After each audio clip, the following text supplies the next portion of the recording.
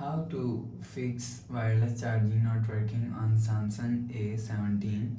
Let's start the video. First of all, if you want to fix this problem, so restart device, just click and hold side power button and volume down button at the time. Click on this restart icon. Again tap on this restart icon, your phone is restart. After restarting, enter phone pin. You will see your problem is solved.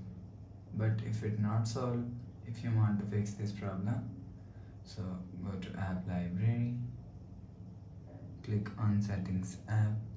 Now in setting, click on battery and click on charging settings. Here showing you wireless fast charging, so enable fast wireless charging. Go back to home screen. You will see your problem is solved. But if it still not solved, so again click on settings app. Now in setting, scroll down to and click on software update. You will check your software update is latest. If it not latest, update your software latest. After update software latest, go back to home screen. Please subscribe for more new latest videos. Thanks for watching.